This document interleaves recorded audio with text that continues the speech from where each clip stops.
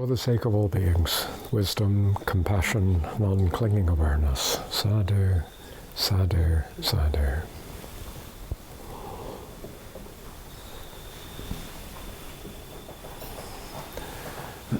So here we have our last class of this few weeks of exploring what I think of as the heart of Mahayana.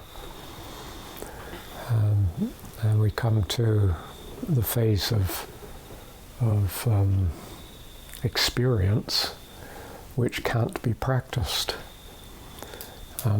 Because, to practice anything requires the effort to practice, and this is the stage of effortless naturalness.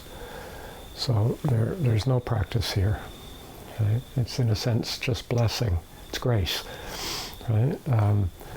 It arises out of the momentum of the living that has preceded it, right? And that includes the practices and studies and so on. And so, in a sense, like fussing about the meaning of this last section, or trying to understand it, or trying to figure out how I'm going to work with it, is really neither here nor there. It's almost as if we could summarize the whole last section with two words, right? Sarva Mangalam. Right? It's all blessing, right? And to kind of rest in a profound confidence of that, right? Is getting close to it, as you're in the vicinity. So I'm wondering if, before we just have a look at the words here, are there any observations or questions or discoveries, and also inviting any questions or clarifications you might be thinking about arising from your review, of like over the course of the whole time, right? Not thinking of this as sections of a Samantabhadra sadhana, but thinking of this as a life of magnanimous, pathing, right? Mahayaning, right?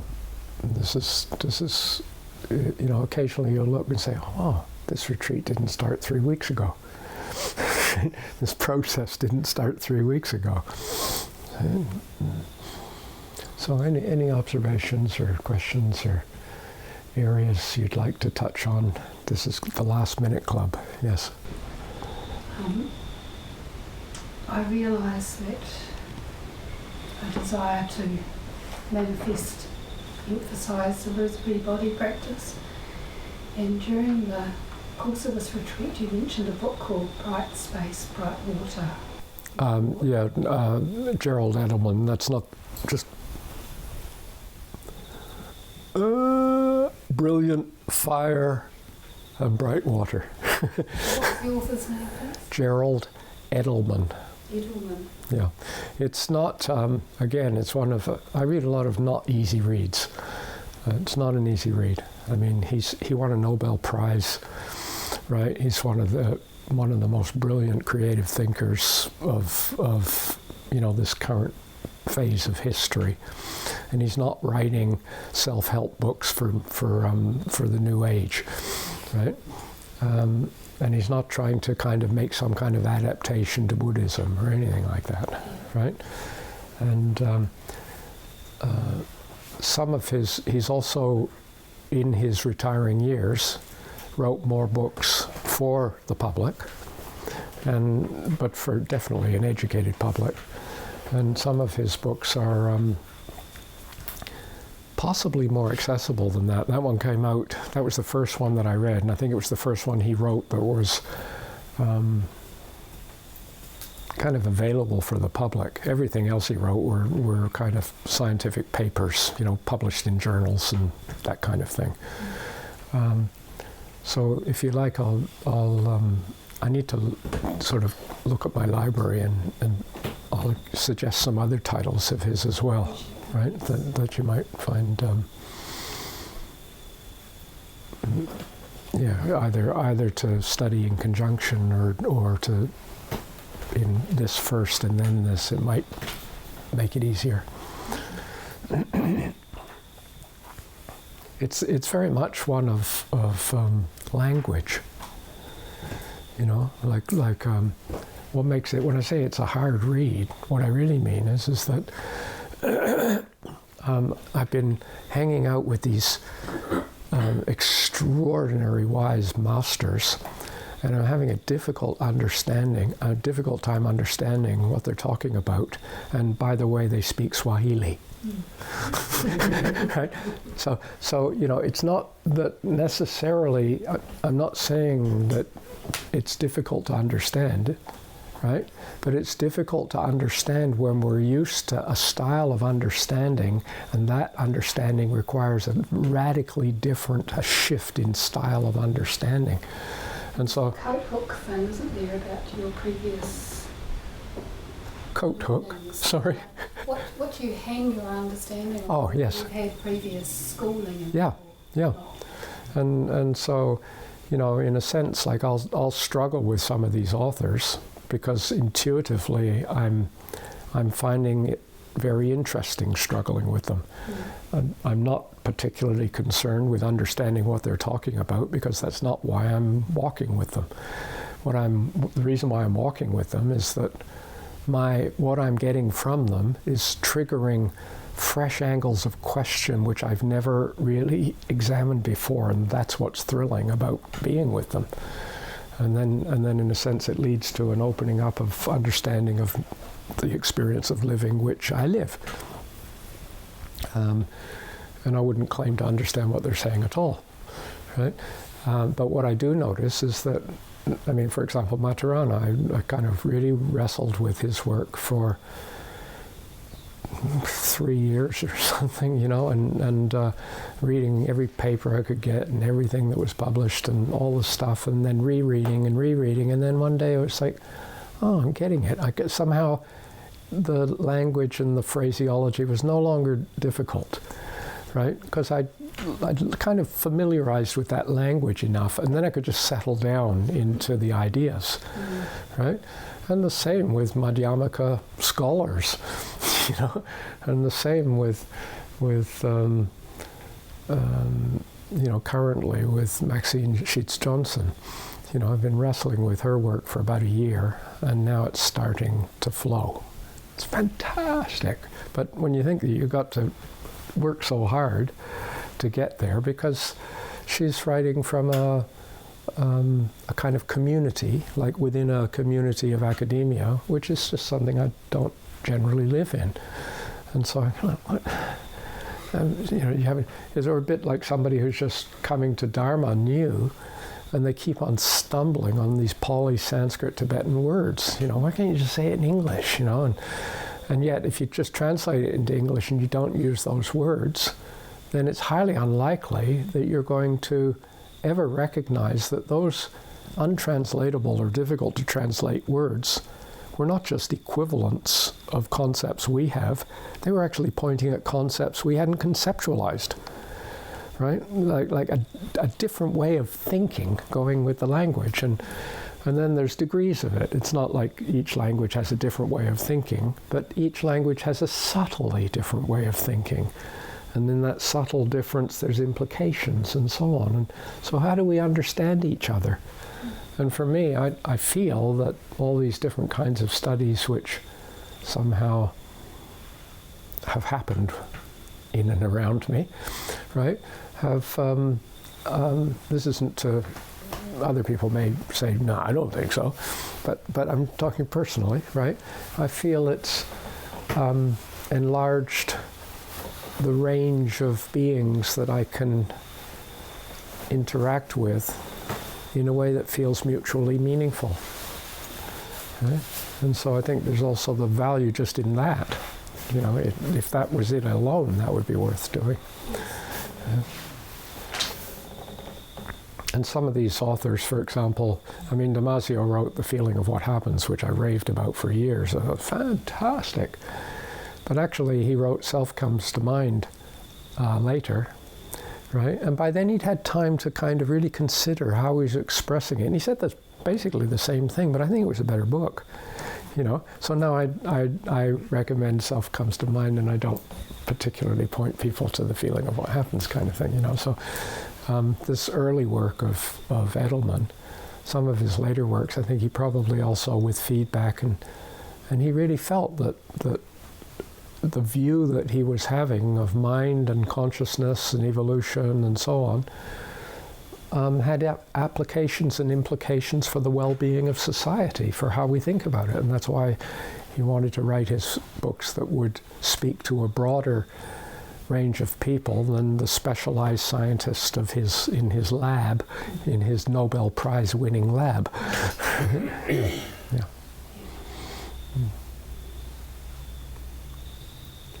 Any other thoughts or I have a question about the seventh practice, the seventh training, if there's time, I'm not sure. Sharing the merit. Yeah, that Yes. It's not just a thing that's we've done the 6 trainings and therefore sharing the merit of that, but I was trying to see it as it's a training in of its own right, sharing the merit. Well, the sharing the merit is also a kind of it's a meditation on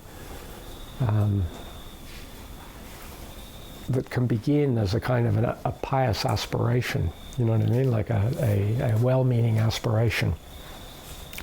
May these good things that I'm doing flower for the benefit of others. It's a wonderful thing, wonderful aspiration. Right? But if you look at how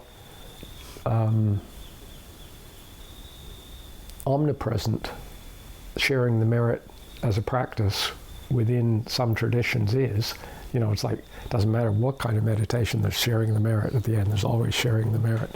In this form, we finish the class, there's always a kind of sharing of the merit. There's, it's omnipresent that way.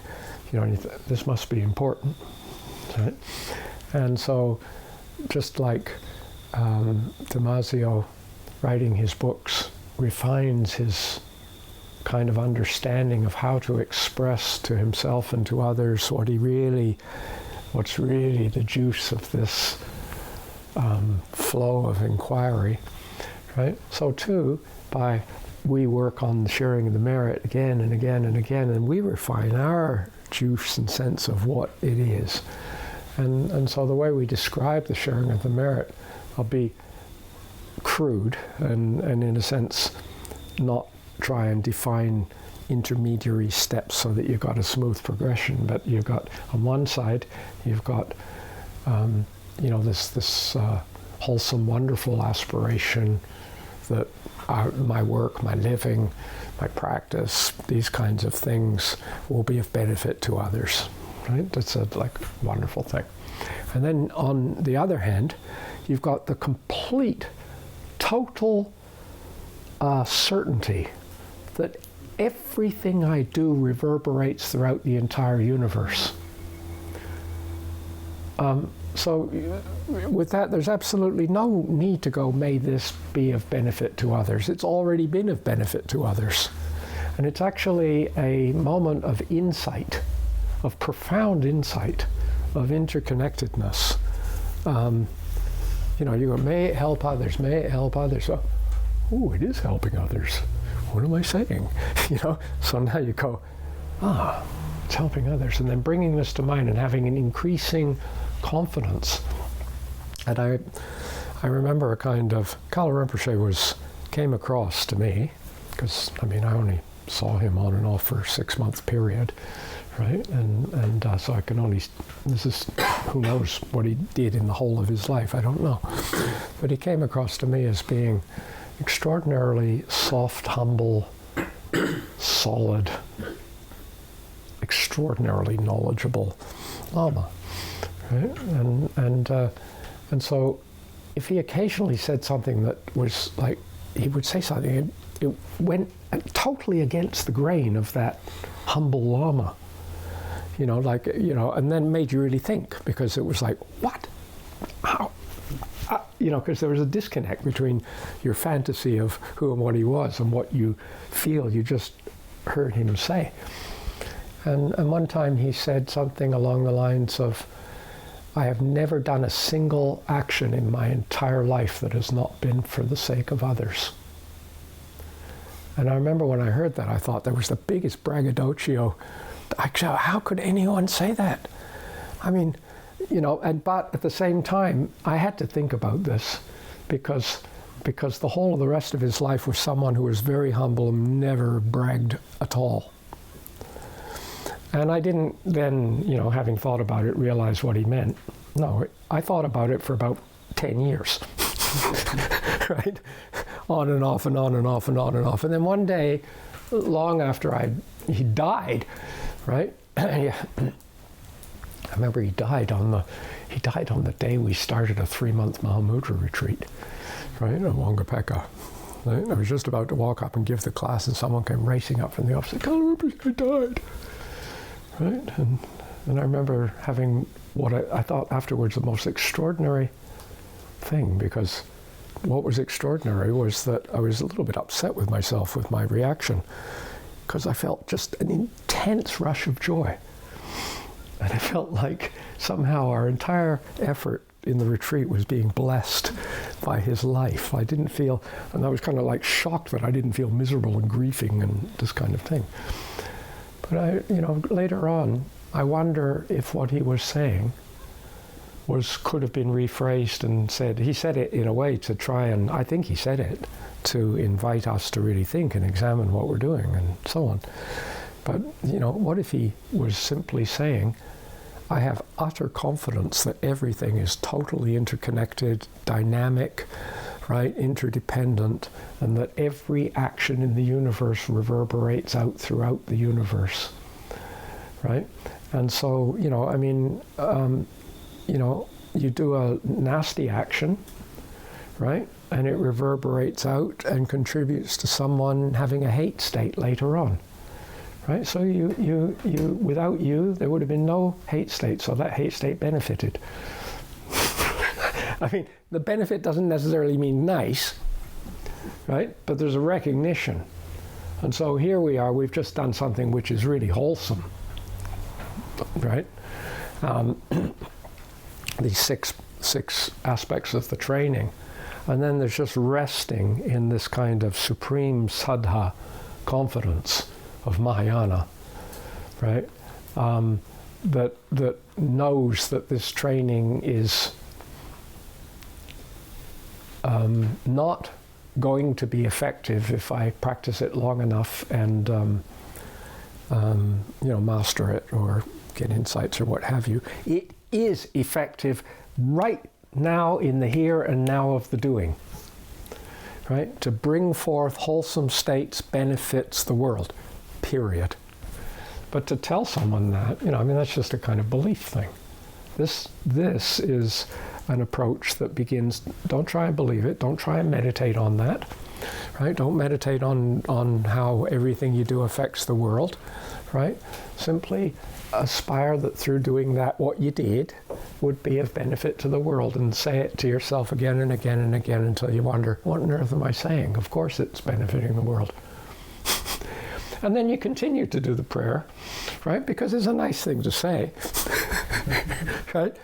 But with that, there's a sense within, it's changed from a wish, like an aspiration, to an application, to a maturation, to a realization, right? Same as in bodhicitta, right? It's aspiration and application and maturation and realization.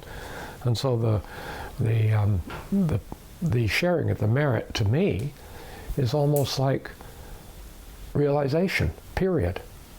Like to actually complete, to fully unfold the sharing of the merit is to be living in a state of profound wisdom, understanding, compassion. This is the fruition of the entire practice, is the fact of the sharing of the merit, not the wholesome wish that our actions may be useful. But by working with this kind of theme, it's possible that, everyone can work with this at the beginning. It's not difficult for people to have a genuine, heartful aspiration that when they're in a good space, right, that the living that they're doing be of benefit to others. It's very ordinary. And yet, right, by holding the question again and again, don't make a big deal about it. Just do it quietly. Don't think about analyze it, what it means or anything like that. Just do it. Just do it for a month. Every time you do anything. For a year, right? For 10 years. For 50 years, right? And the sharing of the merit becomes, right? The sharing of the power. What power, right? The power of the creativity of the mystery of the universe in action, right? It's just like, and that power is not sharing that power, but that power is a dynamic, collaborative sharing. I mean, this is just a few ways of that might help to expand our understanding of the potential that's in that as a practice. Right? But it's a little bit like the section that we're looking at today, Yoga of Effortless Naturalness. In a sense, it's not a practice. Right? You can't practice it because it depends on everything that you've done before. And in a sense, this realization of the fruition, what the sharing of the merit could highlight and bring into focus, doesn't come into being by highlighting it and bringing it into focus. It comes into being by doing all the work that preceded it. Yeah.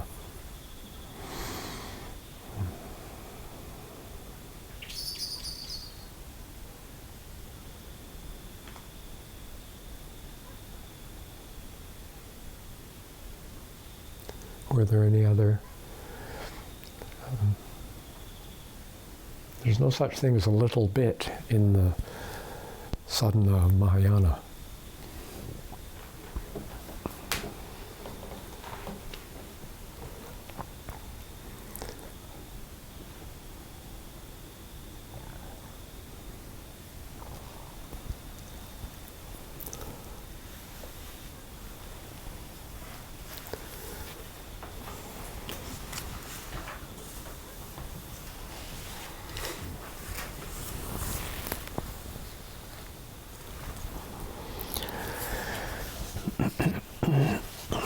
So I'd just like to take a run at this because you know it depends on the preceding, right? And so without the preceding, there's nothing here to talk about. So you know you've been inspired by this huge kind of basic Theravadan foundation of Satipatthana, mindfulness, Sila, Samadhi, Prajna, which is kind of hinted at in the preparation section, right? And as that has become more kind of engaging for you, there's a kind of an expansion of the horizon, if you like, and that's illustrated by contemplating bodhicitta. Like you begin to kind of make sense of this practice of unfolding, of awakening, as being part of a larger awakening that's been going on from whatever beginning you choose to, or that you're able to conceive of, and continues on after you conceive your end, right? But that process here, there's something here, and you're beginning to you're enlarging it, and then there's a sense of a kind of strengthening recognition of a value of refuge, and the journey of transformation from refuge as being a kind of a hideout, to, you know, a place of shelter in times of need, to being the triple ground of being, as we sometimes speak about it, ecological ground and ancestral ground and ecological ground, and I'm rooted in this unfolding. And so our sense of refuge becomes more and more vibrant and expressed through the very living we are, rather than refuge being a kind of a conceptual symbol that's out there that I'm aiming at. So refuge is now there's a kind of a groundedness starting to come into our experience. And then out of that groundedness, right, we can begin to, like, I can make a vow. Right, this groundedness has this vow. We have the Bodhisattva vow, and then coming out of that vow, right, this kind of flowering the four Brahma Vihara, the four immeasurables. And then all these together are kind of a foundation, if you like, to begin to recognize what the essential practice is. When people come at the beginning, they say, well, what should I practice? What's the essential practice? You know, it's not a matter of just, if you were told this, you know, you could say, well, here's the essential practice. And you'd say, well, what's essential in that?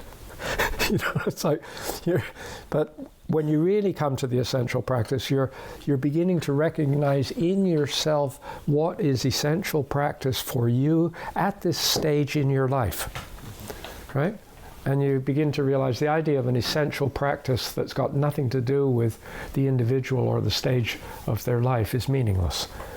What we're talking about is essential practice for me, the practitioner, in the context of the life that I find myself living, where I'm going. What is the essential practice here? Right?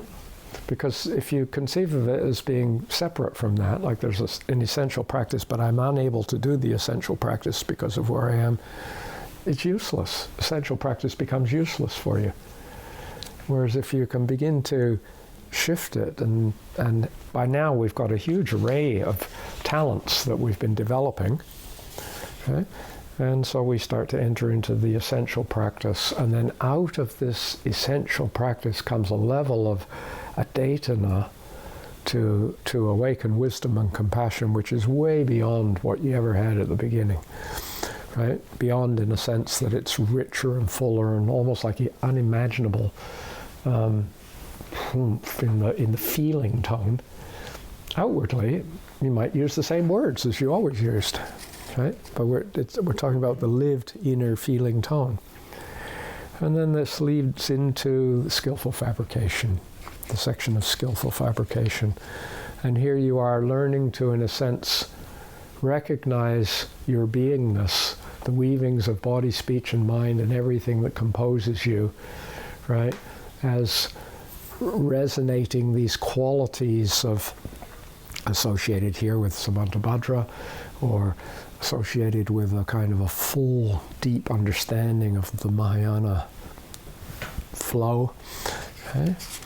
And then we begin to, in a sense, use our speech, right, to skillfully enhance different aspects of that, until we can begin to see all the main aspects all weaving together harmoniously as one. Not all together harmoniously as one, but dynamically interacting with each other, right? So that when, we look at it and kind of back here and see the whole, it's one, right? And yet if we took that dynamic interaction out, there wouldn't be anything. Right? There's nothing there, just be a model. And then out of that, right, that now we're starting to have a sense of like living in a state which is already extraordinarily inclusive, extraordinarily cohesive within our own being. And then we begin to do the work of extending, training ourselves, encouraging ourselves, inviting ourselves to recognize that this quality which I'm beginning to taste in my living is actually a quality that other beings, is the heart of every other being I meet. And so we're learning to see others as Tathagata, right? And we're then starting to live the implications of this by, and our valuing of this. We've got values that are getting stronger and stronger too. We want to support this. This is what I am. This is not what I want to support. It's what I support. Like, I am the supporting of this. It's like, this is what I do. This is what I am. And so there's offerings, right? Releasing into the vast flow of offerings, right? And then there's this kind of extraordinary refinement of skill in means, right? Because in a sense, this sevenfold prayer, or sevenfold practice, which actually in the Avatamsaka Sutra comes right at the very end, right? It's listed down there, like the Samantabhadra's vow, which is actually not just a few lines. It's page after page after page. It's quite hair-raising in all the detail. But this is, in essence, it's distilled down to this. And this is really pointing at what traditionally in Mahayana we call the path of the Bodhisattva, like the 10 stages of the Bodhisattva. And the first stage of the Bodhisattva arises with full and complete confident seeing of the total interconnectedness of everything. That's the first stage. Right? And then as the other stages go through, it's like each stage works on and is refining the expression through all the 10 parami, right? 6 parami plus 4 to do with skillful means. And it's getting more like our application of it gets broader. You know, you might first of all like, all human beings are Tathagatas. Then all of a sudden it makes sense to you to say all mammals as Tathagatas. And you start to be able to make sense of all bacteria as Tathagata. What on earth does this mean? So it's kind of, we're not talking about a conceptual thing here. It's like there's an expansion. It's inconceivable to someone who might be able to kind of get it, that, you know, human consciousness has this capacity. But what about stones, right? What about mountains or walking, right? You know, Dogen had this kind of extraordinary vision, understanding, which included rocks and streams and forests and the works, right? Expansion, right? So in these stages, working through this is like this we're inviting. That's really what it is. It's not so much you're practicing or trying to push, expand. It's more like you're just inviting and allowing, and with familiarity. Right? If I've lived this way for a long time, this becomes my default setting. And then kind of newness and just sort of nudging the envelope is a bit further. And then after a whole life of this becomes the default setting. And in the language of some of the Buddhist texts, and I mean, this is not a comment on my belief or, you know, I mean, I'll just say it bluntly. I mean, the whole idea of personal multiple lifetimes makes zero sense in the way I explain the universe for me. But it's how I understand them, saying, you know, like the Bodhisattva will come back again and again and again. Lifetimes of refining this, right? That's when I made that thing up to this point. You know, up to the realization of path and the first stage of the Bodhisattva is that far to journey. And then from there to the potential of what people have seen is possible. And who knows what's just over the horizon from there. But as far as we've seen so far is like the distance, the equivalent distance like here to Tauranga, right? It's just like big, right? So we're expanding this out with the Sevenfold trainings, right? Until the thing becomes so embracive and so inclusive, right? That there is, in a sense, like, who is doing this? Who is making the effort? You know, and the whole thing starts to collapse, and there is just an abiding as this, and it starts to get perilously on the edge of beyond words, right? And we begin to find ourselves coming into union with the yoga of a quality of effortlessness, which is utterly natural. In other words, a person can be very, very uptight and making a lot of effort, and actually that effort and being uptight rests effortlessly in making an effort and being uptight. It's absolutely no effort to be what it is. It's always effort to be something other than what it is. Everything just rests in itself. Okay? And so we get some hints. Buoyant with these 7 trainings. I like that.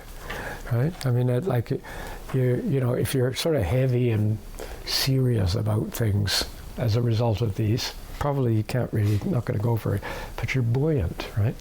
To me, it invokes a little bit of scuba diving, right? And neutral buoyancy, right? And you're just kind of like hovering in space, and you can just think up and up you go, and you think down and down you go. You don't have to pay attention to the fact that you're expanding your spaces inside your body, your cavities, right, to go up, or shrinking them down with muscular control. But the beginner has to control everything, right? And then afterwards, you're just kind of lying there, and it's like you kind of, your thought is, oh, that's interesting, and suddenly you're right in front of it. And then you thought, oh, that's interesting, and it's like you've learned the skills of being able to do that, and you can be just relaxed. You're not going to fall, right? It's like the person who's learning how to scuba dive, and you go to one of these places with a kind of a cliff dive.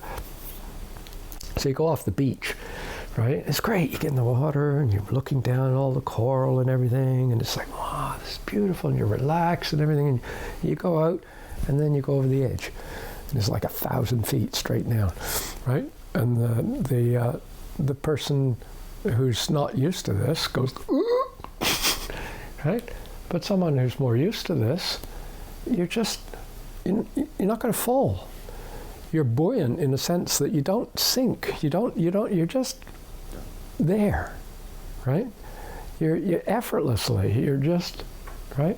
Kind of buoyant. But I also like buoyant as a kind of a sense. When I'm thinking of being buoyant, it means a kind of effervescent, uplifting, enthusiastic quality as well, right? So all of these things are hinted at.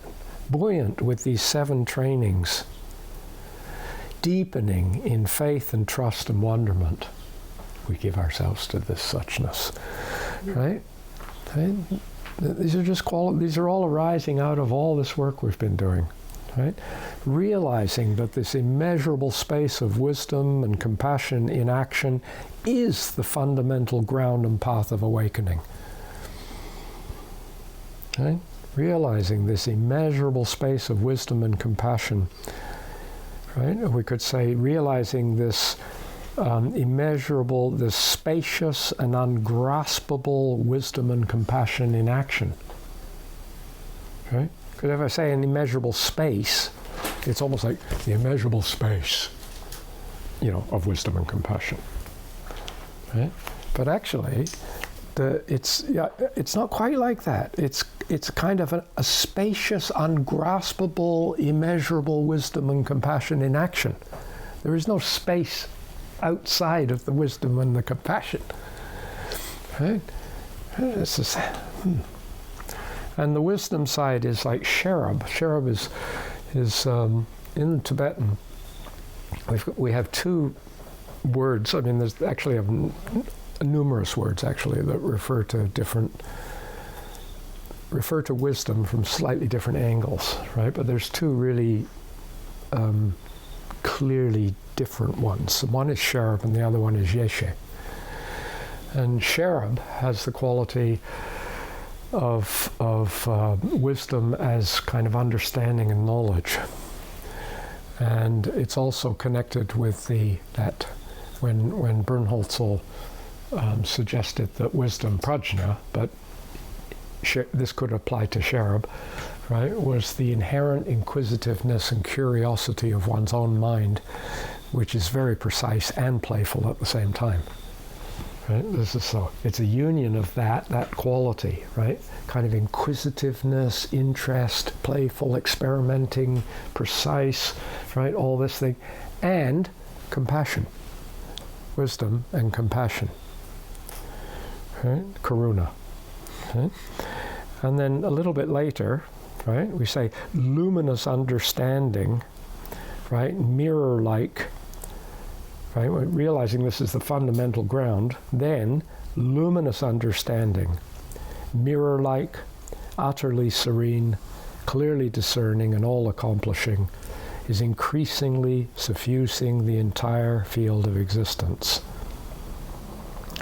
And here, by putting luminous in front of understanding, right, it's not just knowledge, it's kind of it's hinting at a kind of a dynamic. It's not I know this thing, I have wisdom, right? Yeshe can be translated as awareness, right?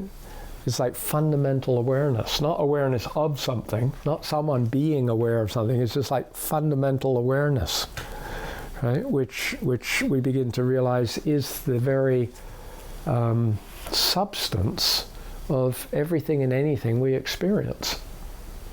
I mean, without there being a dancing of awareness, there's no experience, and there's no one experiencing it, right? There's just nothing there, right? So we have a sense of luminous understanding, this ever fresh awareness, this spontaneously present ever fresh awareness. It's like this dancing, of spontaneously present ever fresh awarenesses, if you're still working on it like that, right? Like there's, as I've said before, molecular knowings and cellular knowings and chemical knowings and kind of tactile knowings. There's a massive amount of knowing happens without which you simply wouldn't function, right? Which is so subtle that we haven't even really named with any kind of seriousness in our, but it's as strong a sense as our seeing and our hearing and our tasting and touching and so on, and that is a kind of the pervasive sense of an integrative organism in movement responding to other than organism. It's the kinesthetic sense, right? And this is actually long before we learn to be sophisticated with our eyes and ears and so on, right? We're just kind of sounds. We haven't differentiated them. They're just lights and blobs. We haven't differentiated them, right? Already we are understanding the universe, right? Right? Because this is something. It's a quality. This moment engaging with that kind of thing is a kind of attention with a certain amount of effort, which has a kind of a rhythm over there and like holding there and up here and a pattern of. It's completely nonverbal, right? Of our beingness that's coming in. Okay? And so, in a sense, when we talk about spontaneously, in other words, not contrived, not planned, right? Present, right? It's just, there is only present, right? In that sense, it's ever fresh. It's like it's ever, new one, it's ever fresh, right? Awareness, right? The awarenesses, right? That are where we kind of learn our body, right? If you didn't learn your body, you didn't get any further. Right? The human being, first of all, learns their body, and they have no guide, and nobody teaches them, and they do it beautifully. Right? It's a fantastic amount of conscious activity going on before the person reaches the age of 1. Right? And we're beginning to taste to live in the feeling of this, to realize this has massive implications for how we understand our living. Like you could have a sense of, I'm here, then after the class I'm going to go and do that, and then after that I'm hoping to do that, right? And then in this quality that I'm talking about, that description of what might take place is utterly meaningless. It doesn't have any meaning at all, because you realize that I don't, in a sense, go from here to there. I and the universe transform in responsiveness and awareness, and then appears spontaneously something I describe as being there. Right? I mean, I used to work on this really hard, in retreat at Wongapeka years back, and I'd have this kind of thing like, I wonder. I'd walk down to the main hall, and my first thing was, can I walk to the main hall from Tumo Hut without actually moving? So I'd kind of, there's this, and there's this, and I just got more and more refined, and then I'd break down this and this into this, this, and this. So it seemed like I was always just where I was. There was only this, right? And then one day I was walking down there, and I suddenly got caught by this kind of thing, which freaked me out a little bit, and I took a few days to kind of settle down and be able to name it for what it was. which is just kind of distractive conceptualizing. But I had this thought that maybe the whole thing was a delusion, and I was still sitting on my bed meditating in my hut, visualizing that I was going down to the main hall, and how would I know, right? You know, and so I had lots of fun with that for a little bit, and then I went, nah, drop it. Smiling, breathing, present, come back to the basics. Right? But the sense of the spontaneously present, right, luminous, right, awareness, this kind of luminous understanding, this luminous engagement, right, which is mirror-like, right, which has the qualities that are mirror-like, serene, clearly discerning, and all-accomplishing. And this is a very oblique, sneaky reference in writing this to the 4 Buddha wisdoms, actually the 5 Buddha wisdoms, right, which accompany this level of understanding. Mirror-like wisdom, wisdom of equality, right, except that I hinted at that by saying utterly serene, right, because when everything is kind of equal, we feel a serenity, right, clearly discerning, discriminating wisdom, and all-accomplishing wisdom, right? And the 5th wisdom is Dharmadhatu wisdom, but that's Samantabhadra. That's the whole thing, right? And so these qualities, should they be for the Buddhists who have explored these to the point where these are becoming meaningful ways of playing with and experimenting with the universe, right, in their journey of learning, they will, right? This is where they come in, right? But in a very kind of ordinary way, we used to play these kind of awareness games. You know, and one of them we called mirroring. We call it mirroring kind of thing. And I mean, they do this in Tai Chi. Push hands is a bit like this. You could stand in front of someone, and then you make a movement, and they mirror your movement. You know what I mean? So they, you know, you move, and they're doing this, and you do this. And I mean, I'm sure lots of people here have done something like that along the line. And so you can see this obvious thing is a kind of a mirroring. You know, you're there. Obviously, it's not, because, you know, you're different. But it's mirroring in the sense that as best you can, every detail is being reflected in a corresponding reflection, right?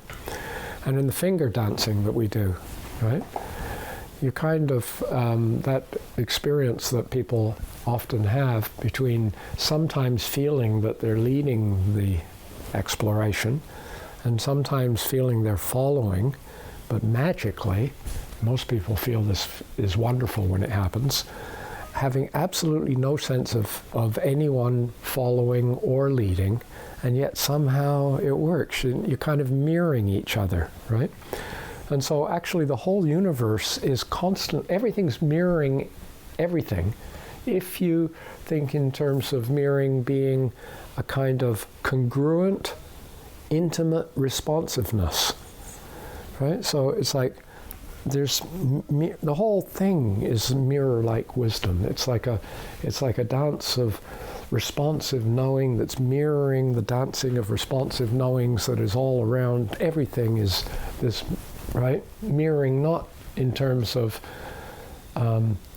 two images that look the same, but mirroring in terms of complex functionings congruently, intimately, almost like structurally coupled or linked with, right, and responding to, right? And this is the sharing of the merit realization too, right? Everything I do, right, flows out, right? So it's like mirror-like wisdom. And then when we begin to understand that this is this ground of being is what I am, it's what we are, it's what will be, you know, like the Sufi story about, or the, you know, about no matter how hard you run or how hard you dig your heels in, you can't get away from your own 2 feet. It doesn't matter how hard you run or how hard you try or how hard you resist, right? You cannot stop being the being that you are, right? And we begin to kind of accept the beingness, right? This is like accepting the legitimacy of the other, and in this case, maybe the other is me, to me. You know what I mean? Like oneself as other, right? Because we treat ourselves as other lots of times. We talk about, oh, I'm not good enough. Well, I'm speaking about myself as if I was other, right? And so there comes this kind of, it doesn't matter whether it's a good thing, right? Or it doesn't matter if it's a bad thing. It arises out of this functioning of the universe as it is. There's a kind of equality about it. They're all functionings of the total universe, right? And as we learn that, we begin to realize that doesn't matter how hard I run or how hard I dig my heels in, I can't stop being this. We begin to settle more utterly serene wisdom of equality, right? I mean, this is. I'm trying to present these Buddha wisdoms in ways that are relatable to our lived experience, right?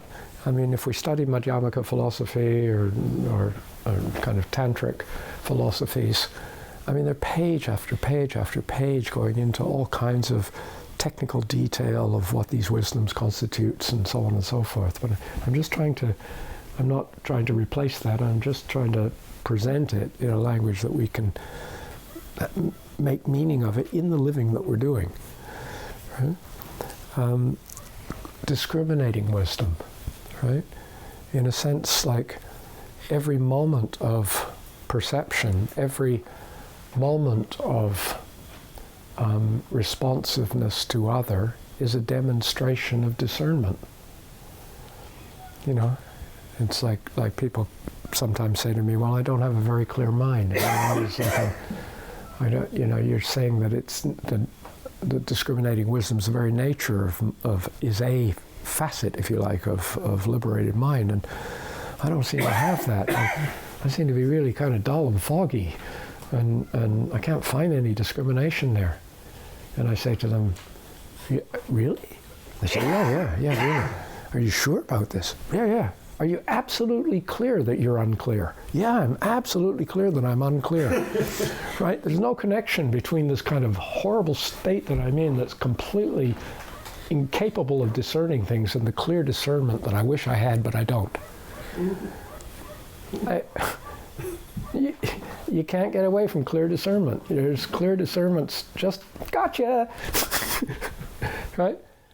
I'm clearly discerning that I'm foggy and not discerning very clearly. And I know that this is different from days when I clearly discern clearly. Right? Well, otherwise, how could you talk about this? How could you have this feeling? And so, gradually our sense of, whether or not there's clear discernment ceases to be the issue. And the quality of how this clear discernment is being used is the issue, right? And, we could clearly discern between all kinds of crap on the internet, and we could also clearly discern, between other things. It's like to what end is the discernment? Right? And the last one, all accomplishing wisdom, is in a sense, this is Buddha Akshobhya. And green, right? Akshobhya is often portrayed as a green Buddha. And that's it, you get it. Just green Dharma treasury, right? It's green, right? It's like, I'm really stretching a metaphor, but there's something in this. And that is as we gradually have a recognition that in order to make anything from scratch, first of all, you have to make a universe. You begin to have an increasing sense that everything is arising according to current situations and circumstances, drawing on a huge repository of talents that has been, in a sense, brought forth into the world through the unfolding of nature, right, of plants, of the living world, right, that we emerged out of this, right? We, as I said at the beginning of our class on my birthday celebration weekend, you know, I am animate, I am animal, right? And everything that I do flows out from this. You know, it's like I'm just in a very ordinary way. So all accomplishing wisdom is, in a sense, increasingly having a sense of not, I can draw on all these talents and use them skillfully, so you've got sort of super bodhisattva, akshobhya, all-accomplishing wisdom, right? But it more arises where there's a complete relaxation, and it just seems like one is more attuned, and somehow, effortlessly, without any planning or any contrivance, you just seem to do the right thing at the right time, and it seems to just amazingly work, right? And one's view of things is all embracing, one's thoughts are in tune with every situation, all one's activity springs from this, right? And so, in a sense, it's all accomplishing, both from the point of view that you're drawing on this huge repository of talents, but every little thing you do, in a sense, is also accomplishing many things. All things. It's almost like when you got the dorje. You know, the dorje is you know, in the very center of the dorje you got a sphere, and then you've got mirror-like. It's a mirror kind of thing, because that's the dorje. If I make it vertical, you know, the underneath the sphere is exactly what's above. You could turn it upside down. You wouldn't know unless you mark it. There's no upside or downside of a dorje. They're the same, right? And you know, what grows out from that center, in a sense, like one way of looking at it is the center of that sphere, that bindu, is one's sense of beingness. Right? I mean, so the dorje is like a potent teaching symbol, because it can be used to explain all kinds of different things. You know, it's kind of multi-metaphor. But the way I'm speaking about now is like one of these is extending into the inconceivable past, and it's a gathering of all the life experiences and so on of countless beings weaving together this world, which is now the world that I am. So it's almost like coming together into this point. And then from this point, everything that I do is reverberating out. Like, you all go away from here in another week, will be scattered around the world a bit more. And you will speak to other people, and some of your interactions with the people who you don't even know you're going to meet yet will be flavored by the fact of this work we're doing together, right? Now, and so that in a sense, it's like it's all accomplishing. It doesn't just accomplish this, it also accomplishes that and that and that and that and that, right? And everything that's done is done by the whole universe, and every doing creates universes. And here I am at the perfect sphere, balanced, buoyant in these trainings, in the center of this kind of enormous kind of backward forward whakapapa.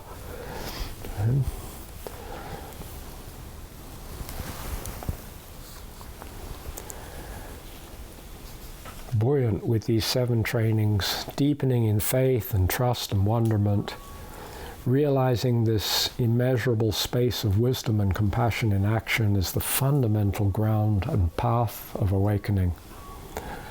Luminous understanding, mirror-like, utterly serene, clearly discerning and all-accomplishing, is increasingly suffusing the entire field of existence.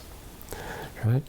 And that's kind of, this is so difficult. The language here is just fraught with possible error, you know, or erroneous interpretations, right? So we could maybe we need to have a whole lot of different versions, and then say, oh, they're all saying the same thing, right?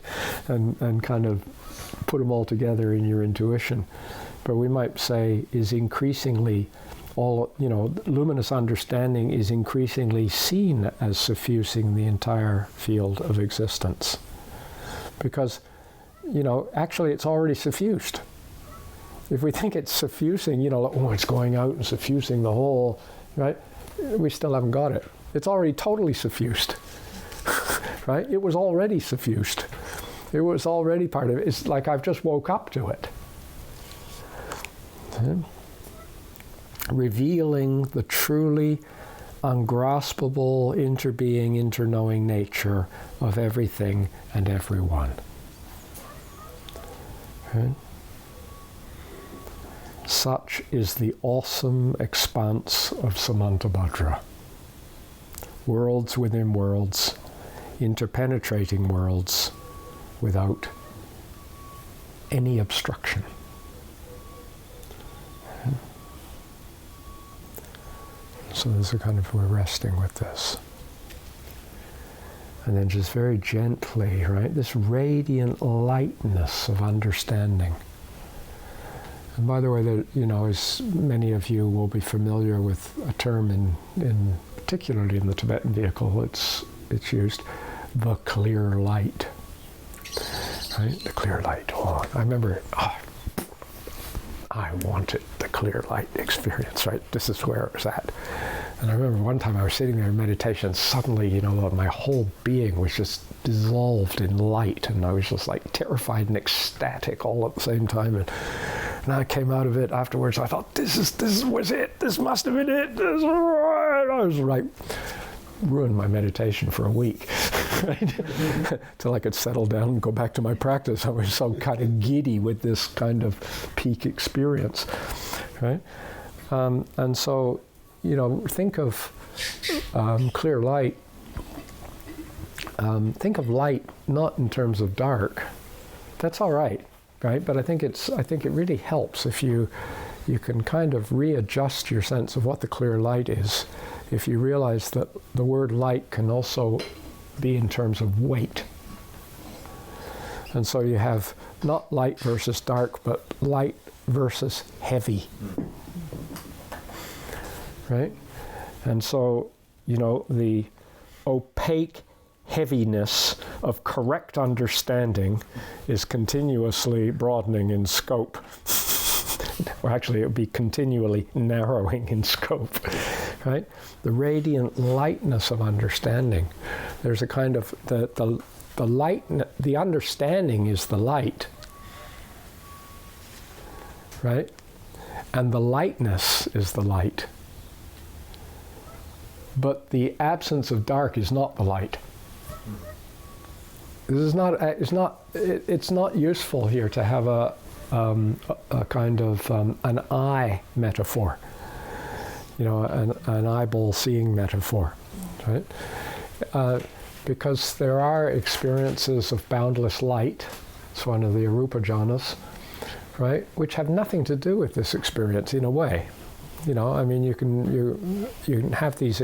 What I had was a kind of jhana experience, spontaneously arose, and I thought it was some profound insight into the nature of the universe. You could tell how profound it was because it wrecked my meditation for a week. It didn't wreck my meditation for a week. My clinging, giddy kind of needing to achieve something wrecked my meditation for a week, right? Okay? So what I'm saying is that although, we kind of work with some of these metaphors, but some of the metaphors can be perilously inviting of easy misunderstanding. So this one, sometimes it helps, I think, to kind of turn it around a little backwards, inside out, just for a fresh viewing. Right? So this radiant lightness of understanding, this buoyant, right? This buoyancy of understanding is continuously broadening in scope and refinement over lifetime after lifetime after lifetime of the Bodhisattva, gradually living in such a way that observers outside would say, "Oh, that's a 4th stage bodhisattva," or "That's a 6th stage bodhisattva," or "That's a..." But I doubt if the bodhisattva themselves at that moment has the slightest interest in identifying being at this stage or that stage. Right? It's like they're just in the living. But there is this expansion. This Mahayana is now starting to Maha. This is all preparation for Mahayana. Now we got it going. We're in training and everything, and we got the helium machine, and we're pumping up the balloon or the whatever it is, and then we say, "Cut the rope," and off we go, right? And they say I like that. It's a good image for me, because one of the metaphors where they try to convey the feeling, an inner feeling of Mahamudra experience, is they say it's like the feeling of being a hay bale after your strings have been cut. That was great. What a neat kind of... And to me it means lots, because I've lifted and carried and made lots of hay bales, right? So it's kind of like a working metaphor I can feel in my muscles. And I know that when you cut the strings of the hay bale, it doesn't just explode into space. It doesn't change its shape. It just goes, there's just this pop, and there's a... And it's kind of like it's almost like the hay bale relaxes. And everything opens up, and there's a little bit of space opens up sort of between the things, right? But microscopically, it's almost that sound of cutting the string sounds to me almost like, somebody's been bound up for a long time, and you cut it and they go, ah. Well, to me, that's the kind of of the hay bale cutting, right? And so you have this kind of expanse. So this is Maha. This is the Maha. Not Maha in a transcendent Maha, but meaningful freedom Maha. Right? Like here I was in this situation, I'm totally tight, I've got to do this, I've got to do that. Then somehow the strings, the strings that I've bound myself with, right, of limited understanding, get cut. Are cut, they dissolve, they're not there. And we go, and we're still there in the same situation. And we're still doing this interaction with where we are, but it's all changed. Everything's changed. Radiant lightness of understanding is continuously broadening in scope and refinement until all manifestations, physical and mental, collective and individual, self and other, inner and outer, and you could add any other pairs that are important to you. That was really just to kind of, this is not to delineate all manifestations, but to hint at the breadth that we're considering here. Until they appear as a presentation, right, of the seamlessly integrated seamlessly integrated, spontaneously present wholeness. I added 2 words there. Right? They appear as a presentation of seamlessly, I'd probably leave it as seamlessly integrated wholeness, because it's better kind of poetics. Right? But there's some meaning that might enhance it further by a seamlessly integrated, spontaneously present wholeness, utterly effortless and natural. Thus, one abides, smiling, breathing, present, appreciating, offering, blessing. And for me, coming back to these at the very end is almost like the pinnacle, if you like, which takes us straight back to the beginning, and in a sense to find this kind of profound potential of freedom and engagement, right, in the ordinary is extraordinary. It's blessing. Okay? And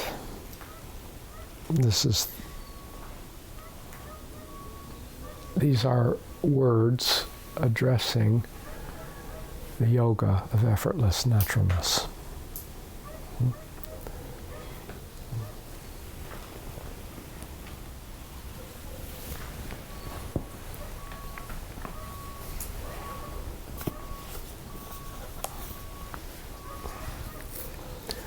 Smiling. All of me smiling.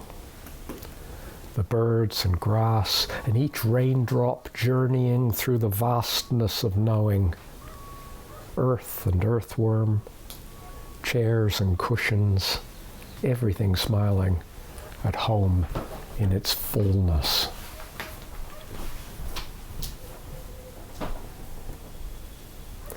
The dancings of our smiling is the substance of the world. These open scintillations are the rejoicings of gods and devas, the radiant understandings and hypothesizings that feed the smiling of everything. Smiling, breathing, present, appreciating, offering this joy, this clear water of compassion, moistening and facilitating the flow of everyone, everywhere. For those in doubt, does the yellow blossoming gorse frown? Does the raindrop, living as wet sky, complain? Does the flowering cherry display her beauty to bees and flies and tiny midges, wish she were elsewhere? This smile of engagement, this smile of dancing with dancers, a living world of interbeing, whirling stillness, moving in its own place. A smile is the activity of deep samatha, at home, belonging, recognition, blessing.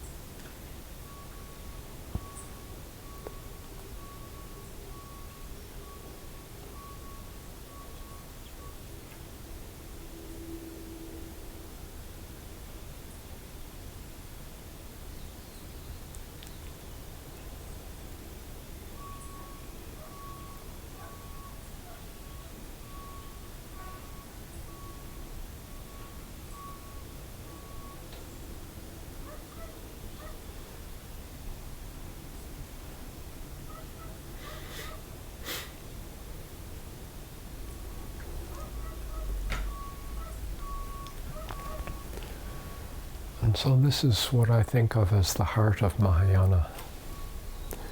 Right?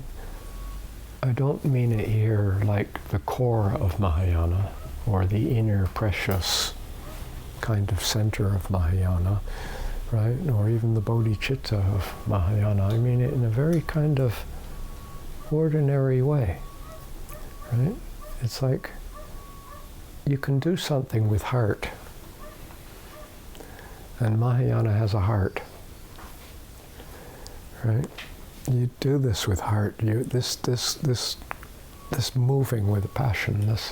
The heart of Mahayana is the juice of Mahayana, not some little point of, whether we call it bodhicitta or seed of awakening or something like that. That's the heart of Mahayana, and seeing, all the ramifications of how it works. Just think of it as like you're going along and you realize all of a sudden your relationship with Dharma is expansive.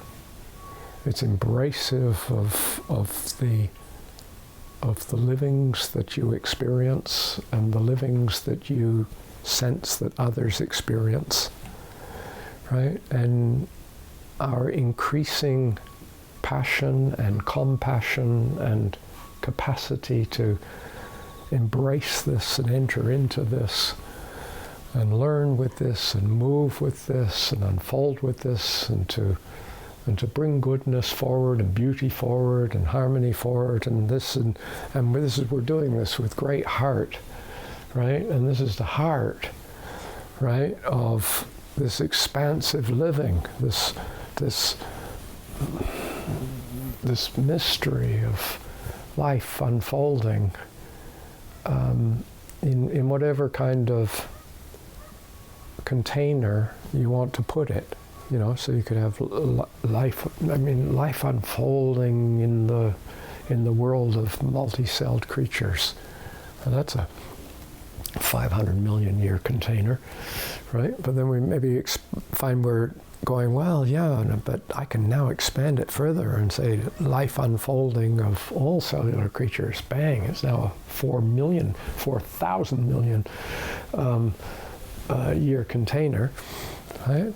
And then, what if we want to start? It's a kind of recognition that the whole thing is birthing in stars. All the atoms are birthed in stars and so on, and all of a sudden we got a 13 or 15 billion year container.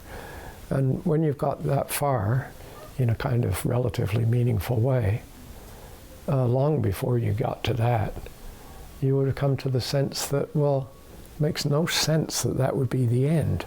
Because this is just a conceptual way of looking at the universe, and there are infinities of other conceptual worlds interpenetrating worlds. Okay? And there is a sense of that we are, with this heart of Mahayana is like goes with the that heartfulness, that passion, that oomph, that enthusiasm to participate. Right? It goes with a sense that in our living together, we are literally creating worlds. And this is about as close to being God as I can imagine. Right? In a sense, this is the God game, right? How glorious is that? Right, to actually my living, not if I work hard I can do something and contribute to the planet. It's realizing the very nature of my existence is contributing, and everything I do matters, and increasingly, right, I'm having a capacity to actively encourage good matters, right, right. This, right? And we begin to feel the heart of Mahayana not as some seed of awakening that's there at the core of all beings, right? And we're going to kind of pump it up. It's like it's the totally engulfing kinesthetic felt sense energy of participating in meaningfully with other sentient beings at multiple layers of being, and life becomes more interesting. Right?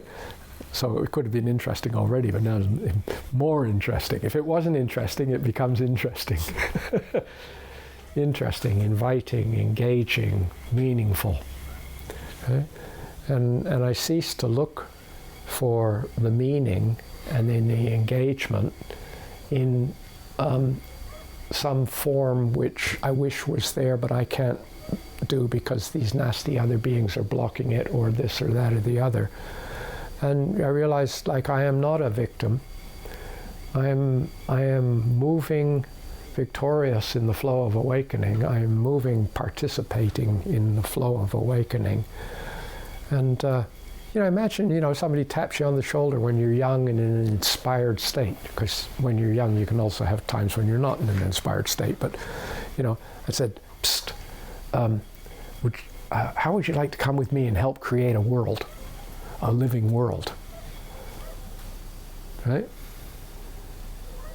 Or would you rather sell life insurance? Or soap? Or, right? I mean, it strikes me this would be...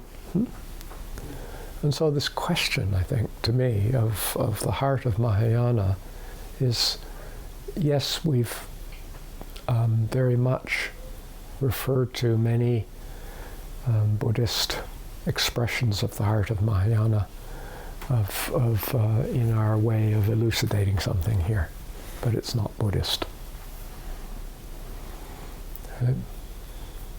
It belongs to the universe.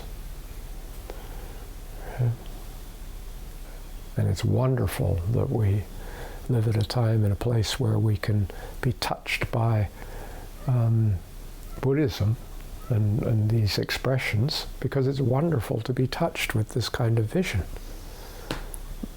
Right? But Samantabhadra is bigger than Buddhism. Right? Samantabhadra is referred to as Adhi Buddha, right? Primal Buddha, primordial Buddha. Means that one, in a gross sense, the Buddha before the Buddha. Right?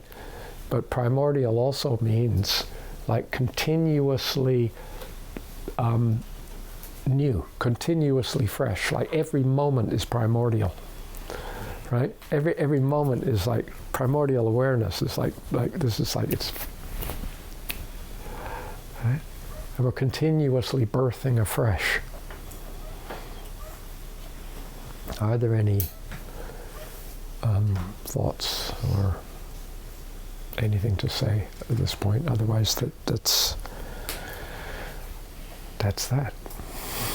That's the words of that.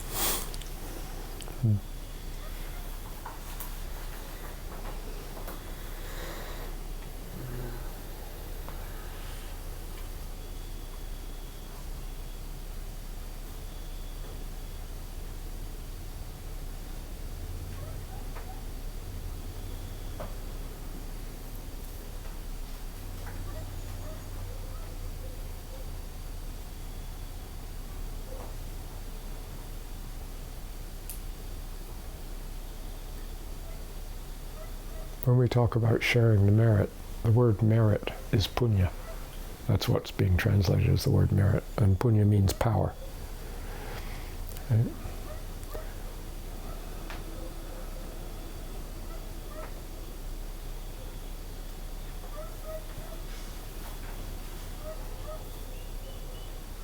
And power, if you like, is the invisible oomph that surrounds and flavors something. So, for example, when I'm talking about, a path with Jack Kornfield talked about a path with heart. That's the same heart, right? The heart of Mahayana, right? And so we could say, by the heart of this skillful activity, by the heartfulness of this, by the passionate, wholesome, good, loving, aspiring, compassionate, all these things have to crisscross to the heart, right? That's the power, right? Through the heart, through this heartful engagement in living, may our lives be rich with awakening. Living thus, may we abandon all unwholesomeness. Through the endless, stormy mystery of birth, infancy, childhood, adolescence, adulthood, right? Occasional illnesses, occasional getting betters, aging, falling apart. dying. Right? In the midst of this extraordinary, expansive journeying of love and knowing, may we help all beings to realize their true interbeing, inter-knowing, deeply heartful nature. Sarvamangalam.